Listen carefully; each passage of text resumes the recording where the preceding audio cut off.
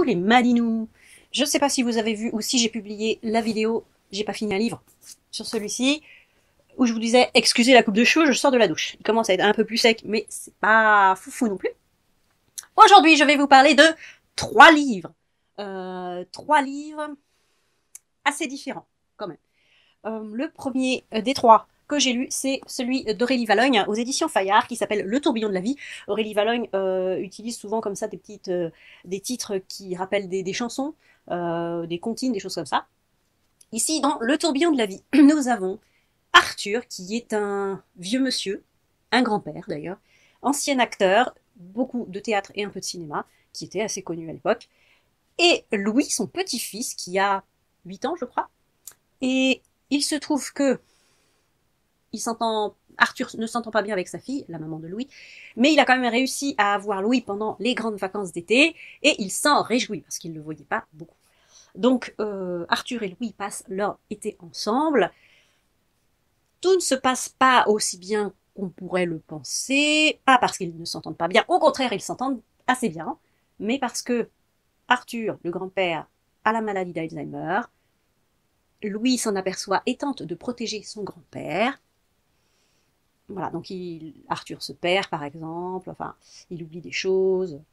C'est assez émouvant, cette relation entre le petit-fils qui ne connaît pas très bien son grand-père et qui apprend à le connaître, et le grand-père Arthur qui ne connaît pas si bien son petit-fils que ça et apprend à le connaître, et la relation à sa fille aussi. Voilà, c'est pas le genre de roman que je lis d'habitude, mais c'est vrai que c'est très bien écrit, c'est très émouvant. Ce qui m'a encore plus ému dans ce livre, c'est au-delà du roman, c'est la jeunesse du roman, parce qu'Aurélie Valognes, à la fin, explique d'où lui est venu ce roman. Je sais pas si je peux vous le dire. Je vais vous le dire, vous coupez si vous voulez pas savoir. Et ben en fait, à cause du confinement, enfin des confinements, Aurélie Valognes s'est retrouvée, comment dire, très éloignée de sa maman et de son grand-père, de ses grands-parents. Et c'est là qu'on s'aperçoit que finalement, on laisse passer la vie, on laisse passer le temps. Et c'est un peu ce qui se passe ici, sans reprendre le contexte du virus. Ici, c'est autre chose qui sépare la fille de son père et le petit-fils, donc de son grand-père. Et voilà, c'est bien écrit, c'est émouvant. C'est tout ce que je peux vous dire sur ce livre. Alors par contre, si je peux vous dire aussi, la couverture n'a rien à voir avec le livre. Ça se passe en été, pas au printemps. Je sais pas pourquoi il y a des fleurs de cerisier du Japon, je ne sais pas. Ça se passe sur la plage dans le sud de la France en été. Voilà pour ce livre. Ensuite, le suivant, c'est un qui n'est pas sorti au moment où je vous fais cette vidéo parce qu'on est le 17 avril et il sort le 22 avril en librairie. Et c'est Le sourire contagieux des croissants au beurre de Camille Andrea. Camille Andrea, c'est un pseudo. Et c'est chez Plon. Voilà, Plon qui se met au roman un peu feel good. Alors, est-ce que c'est feel good? Un petit peu, ouais, c'est feel good. Dans le sens où c'est un roman initiatique et humoristique. On pourrait penser que c'est une parodie de roman de développement personnel, mais en fait, c'en est pas. Je m'explique. Je sais pas si vous avez lu La prophétie des Andes. C'est un peu La prophétie des Andes, mais version drôle. Nous avons un Français qui s'est expatrié aux États-Unis, qui est boulanger et qui a fait fortune dans les croissants. Il vend des vrais croissants au beurre, et il a fait fortune.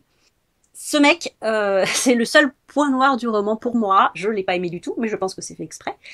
C'est un peu, je sais pas, c'est un peu un Jeff Bezos des croissants. Il a pas toujours été comme ça. C'est un monsieur connard qui ne l'a pas toujours été. Il est devenu riche et il prend plus de vacances. Il pense qu'à racheter des usines. Il pense plus trop à sa femme, qui est une grande avocate. Il pense pas à son gamin qui a un peu plus d'1 an. Et qu'est-ce qui se passe? Il va boire un café en bas de son boulot, en bas de son bureau. Lui qui est milliardaire, il va boire un café chez le vendeur de hot dog du coin et le vendeur de hot dog lui dit le café il coûte $1 million. What? Mais what? Qu'est-ce que tu racontes, $1 million? Il le boit. Et effectivement, le café est exceptionnel. Le café est exceptionnel. Oh, je vais vous dire, même Dale Cooper aurait dit damn good coffee. Ok. Café exceptionnel. Pierre Boulanger, le nom de ce personnage principal, Pierre Boulanger n'a plus qu'un objectif en tête, à racheter la plantation de café. Voilà, parce qu'il pense qu'à ça. Mais le vendeur de hot dog, un monsieur de 80 ans, il a plus qu'une seule dent, il vit dans son boui-boui, lui ne pense qu'à une chose, c'est rendre Pierre Boulanger heureux. Il veut que Pierre Boulanger trouve le bonheur. Pierre Boulanger pensait être heureux, mais finalement, en réfléchissant, il s'aperçoit qu'il n'est pas heureux. Il va se passer comme ça plusieurs discussions entre les deux. Pierre Boulanger s'aperçoit effectivement, en discutant avec ce vieux monsieur et en discutant avec sa meilleure amie Madonna, bah oui quand même, que finalement il n'est pas heureux, et il va partir à la conquête de cette plantation de café parce qu'il se dit, si je vends des croissants au beurre excellent et du café aussi excellent, voilà, je serai heureux. Je ne vous dis pas la suite. Sachez que voilà, si vous voulez vous donner une idée, dites-vous que c'est un petit peu comme si JMR avait écrit La prophétie des Andes. C'est un peu ce que je dis sur mon compte Instagram quand je parle de ce livre. Voilà, c'est tout ce que je peux vous dire sur ce livre. C'est très drôle. Ça fait aussi un peu penser à du Werber parce qu'il y a une énigme à un moment donné, une énigme à résoudre qui est super simple. On nous dit que c'est super difficile, que personne n'y arrive. C'est super simple, honnêtement. Voilà, mais ouais, c'est rigolo. C'est rigolo, sauf que j'ai pas du tout aimé le personnage principal, mais je pense que c'est fait exprès. Voilà pour ce deuxième livre. Troisième livre, qui n'a absolument rien à voir, c'est... Je regarde si j'ai mis mon... Oui, j'ai mis mon micro. C'est... Alors, désolé pour la couverture, c'est pas la vraie est beaucoup plus belle. C'est 1991 de Franck Tillier chez Fleuve Noir. 1991, vous aurez remarqué, hein, c'est un nombre palindrome. Rien à voir, on n'en parle pas du tout dans le roman, mais je sais que Franck Tillier aime beaucoup les palindromes. Et je vais boire un peu de café, désolé. Damn good coffee. 1991 de Franck Tillier qui sort le 6 mai, je crois. Donc qui est un thriller, c'est la toute première enquête de Franck Charcot. Il faut savoir que j'ai découvert Franck Tillier très tard, il y a quelques années seulement. Mais pourquoi j'ai attendu aussi longtemps pour lire du Franck Tillier, quoi.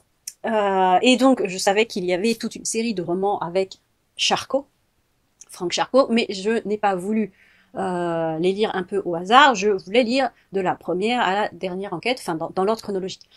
Et ensuite, j'ai appris que Franck Tillier allait sortir la première enquête de Franck Charcot. Je me suis dit, c'est l'occasion. Et donc, nous sommes en décembre 1991, et donc à toute fin de l'année, hein. Et il se trouve que Franck Charcot vient de débarquer au 36 quai des Orfèvres et qu'il est sur une affaire de femme disparue qu'on a retrouvée violée dans des champs, etc. Donc il est dans les archives, il cherche, il fouille. Bref, c'est une affaire qu'il n'arrive pas à résoudre, lui et ses collègues, parce qu'il fait partie d'une équipe, en fait, c'est le numéro 6, c'est le 6e, et là mon flash vient de s'allumer parce que la lumière a dû baisser, et j'en ai plein la tronche. Bref, une autre affaire leur tombe sur les bras, donc une femme qui est retrouvée dans une maison de campagne. Et pourquoi c'est le 36 quai des Orfèvres qui se trouve sur cette enquête? Parce que ça se passe en campagne, hein, what? Eh bien parce que un monsieur a reçu une lettre où on lui demandait de penser à un prénom et d'ensuite ouvrir un livre qui s'avère être Les Fleurs du Mal de Charles Baudelaire et d'aller à telle page, telle strophe, et il trouve désolé mon bidon vient de faire du bruit, il trouve le même prénom. Donc il ouvre une deuxième lettre, il va là où on lui dit d'aller, et il découvre une photo horrible, une photo d'une femme attachée sur un lit, avec un sac sur la tête, et première réaction qu'il a, il va au 36 quai des Orfèvres, il tombe sur Franck Charcot qui sortait du 36, Franck Charcot y va, et là il découvre le cadavre d'une femme. Je vous passe les détails, parce que les détails sont sordides, comme souvent chez Franck Tillier. Et donc, ils se mettent sur l'enquête. Je vous passe tous les détails, parce que c'est gore, c'est gore. J'aime beaucoup la façon qu'a Franck Tillier de raconter ses histoires, parce qu'il y a toujours des sortes d'énigmes, des messages codés, des choses comme ça. Là, il y a des signes écrits sur les murs, il y a des sortes de... là, on parle aussi de magie, etc. Enfin, j'aime beaucoup cette ambiance-là, cette ambiance qu'a Franck Tillier de raconter ses histoires. Ça me plaît beaucoup. Même si j'avais plus ou moins deviné de quoi il était question, j'ai quand même aimé, quoi. Même si... j'adore la façon dont il a de raconter ses enquêtes. Stop. Alors... J'ai oublié un truc, parce que je n'écris plus de script pour les vidéos. Je sais, faudrait que je le refasse, faudrait que je prenne le temps de le refaire. Au passage, dites-moi si mes deux acolytes vous manquent. Vous savez, les deux, le renard et le panda, par exemple, ou celle d'avant aussi. Dites-moi ça. J'ai pas écrit de script, donc j'ai oublié, on va dire, le principal pour ce livre, pour ce roman.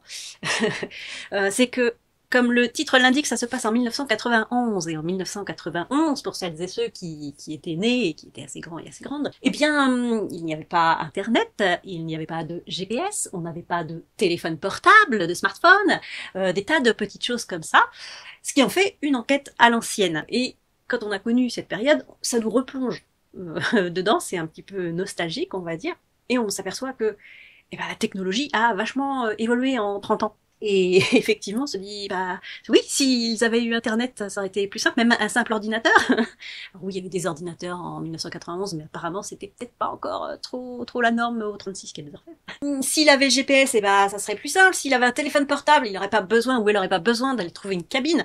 Bref, donc ça, c'est vraiment un petit peu le cœur de ce roman, en plus du fait que ce soit la première affaire de Frank Charcot.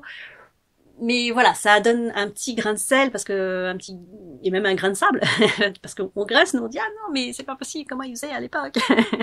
On s'en rappelle plus, mais c'est vrai que c'est compliqué. Allez, je vous laisse et on reprend la vidéo parce que voilà. Et c'était mon premier Charcot. Donc pour le coup, je sais pas si on voit d'ici, je me suis ressortie en priorité le Train d'enfer pour Ange Rouge et Deuil de miel, qui sont les anciennes deux premières enquêtes de Charcot. On croise Charcot tout seul là, dans celle-là. Je vais les lire très vite parce que là c'est mon meuble de livre que je vais lire prochainement. Je sais pas si vous voyez. Voilà. Voilà. C'est tout pour aujourd'hui. Dites-moi vous si vous aimez les romans de développement personnel, les romans humoristiques, les thrillers un peu gore. Dites-moi tout ça. Et sur ce, bonne lecture.